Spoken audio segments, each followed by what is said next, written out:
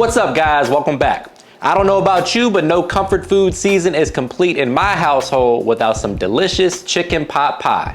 Now, this isn't the banquet meals that we grew up on, but I'm going to show you a couple ways to make it a lot easier and faster by using store-bought pie crust and a rotisserie chicken. And the best part to me is this whole recipe comes together in less than an hour, and it's absolutely perfect for these cold winter months ahead. But before we get into the recipe, please take a quick second to subscribe to the channel. Make sure you hit that bell to enable notifications as well. All right, guys, meet me in the kitchen. Let's make it happen. First things first, here's that rotisserie chicken I was telling you about. You really can't beat the value of a rotisserie chicken. You can find these on sale for $5.99 to $6.99, and you just can't beat how easy it is to incorporate into recipes at home. We also have our store-bought pie crust. We got our mushrooms. Make sure that you clean your mushrooms when you get them home. The best way to do that is with a damp paper towel. We got celery, we got carrots, we got a diced onion, we got some frozen peas. If you don't like peas, you should grow up. All right, my friends, we're gonna get the party started with 6 tablespoons of butter. Don't tell my heart doctor. Working over medium heat, we're just gonna let that butter melt. So once that butter is melted down, we're going in with all of our veggies. We got a mirepoix plus mushrooms. That's just onions, celery, and carrots. So we're just gonna toss those veggies in that butter. Immediately the house is smelling good. And we just wanna saute those down until they get nice and tender. And this episode is sponsored by Upside. When I'm not in the kitchen creating this content for you guys, one of my favorite things to do is travel. But right now with price hikes lately, it's getting very difficult to do that because everything is so much more expensive.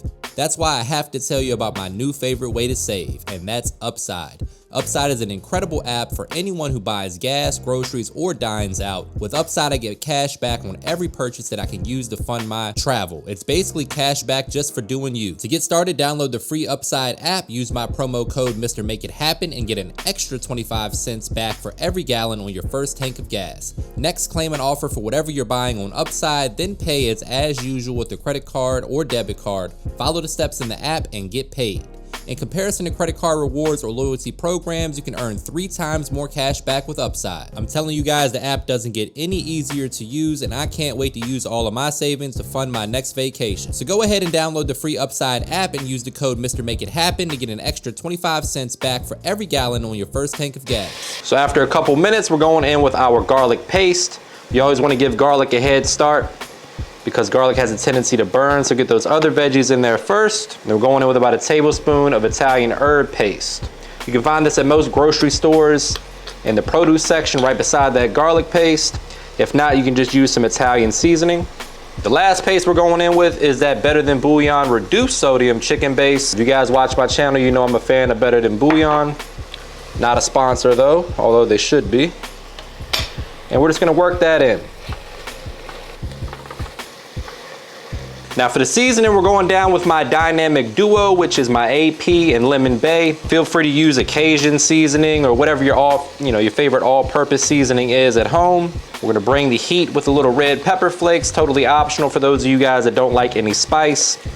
But it's nice to have just a little pop in there. And then we're also going in with just a pinch of smoked paprika. Now to add a little flavor complexity, we're gonna add a little worst word in the world sauce. I'm sure somebody in the comments will help me pronounce it properly. Not much of that left, but we'll use whatever we have. And then we're going in with a few tablespoons of all-purpose flour. That's effectively gonna make a roux. You want this to turn into basically a paste before we start adding in our chicken broth. So once that flour's in there, you wanna cook that off for about a minute or two. Make sure you get rid of that raw flour, and then we'll add in that chicken broth. So as you can see here, we have reduced sodium chicken broth. Make sure that you pay attention to those sort of things when you're at the grocery store. You know, the Better Than Bouillon product's pretty salty as well, so you don't want to go with a salty Better Than Bouillon and a salty chicken broth. So make sure you're looking for some reduced sodium when you're at the store. That way you can add your own seasoning and your own flavor when you get home. So we're going in with 3 cups of chicken broth. You want to bring that up to a simmer. All right, so as you can see, once it reaches that simmer, it'll start to thicken up because that flour started to incorporate itself into basically a soup at this point. Again, rotisserie chicken, or you can use leftover turkey if you're watching this during Thanksgiving. Bring that up to a simmer. We're gonna add a ½ cup of heavy cream. My lactose intolerant folks, close your eyes. We'll pretend like it's not in there. I'm sure it'll remind you though. Just give that a mix. And we want this to simmer for a few minutes. Let those veggies get nice and tender. Taste as you go and adjust the flavor to your preference. All right, my friends, so as you can see, things are thickening up nicely, like us after the holiday season. Taste as you go and adjust the flavor accordingly. This is tasting just about right. I'm gonna hit it with one last application of AP seasoning. And then we're going in with those frozen peas. Mix that in. The residual heat will make sure that those peas are cooked thoroughly. Again, if you hate peas or you hate carrots, you can leave that out. Adjust this based on your preferences. Add whatever veggies you like. At this point, once the flavor is right, I'm gonna kill the heat and allow this to cool to room temperature before we put it in our pie crust. That way the pie crust doesn't split on us. All right, so what you wanna do with this, guys, super simple. You just wanna flour your workstation, whether it's a cutting board or your countertop. Break out your rolling pin, and we're gonna roll the dough till it's nice and flat. That way it fits in our pie shell. And then what you wanna do is lay out your pie dish or cast iron skillet if you wanna use one of those. And then we're just gonna place the pie crust right on in there. Just kind of use your hands to make sure it form fits to the dish. And then we'll use some scissors to cut off this excess here.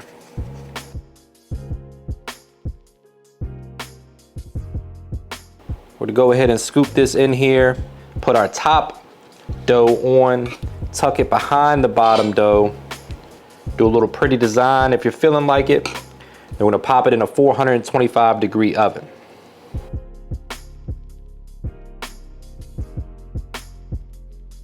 Then the last step, guys, right before it goes into the oven, is to hit it with a little bit of butter, because why the hell not? We're here for a good time, not a long time.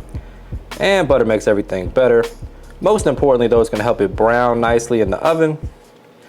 Nice golden brown crust that everybody likes. Then the final pro tip is to hit this with just a little bit of kosher salt right on top. Give that crust a little additional flavor along with that butter. Or you can use salted butter. This is unsalted butter. So obviously if you're using salted butter, you would skip the salting step.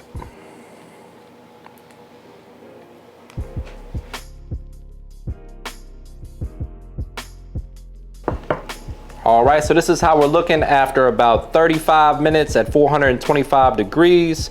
As you can see, the crust is nice and golden brown. You wanna let this rest for about 15 minutes before you cut into it. That's about the hardest part of this recipe, is being patient, because you guys know I wanna get in there for a taste test.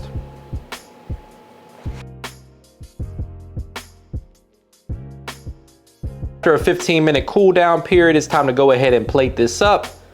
Brace yourself for a trademark money shot. Say it with me, guys. Looking good. The only thing left to do is get in here for a taste test. But before we do that, please take a quick second to subscribe to the channel. Make sure you hit that bell to enable notifications as well.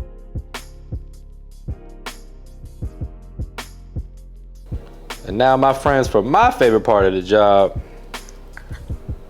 gotta get some of that crust. If this doesn't scream comfort food, I don't know what does. Here we go, moment of truth.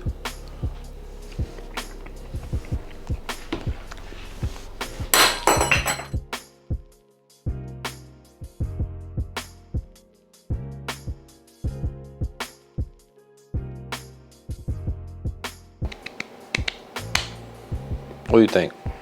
Together in less than an hour, and it's perfect for the cold winter months. Less than an hour. Hold on, one more time.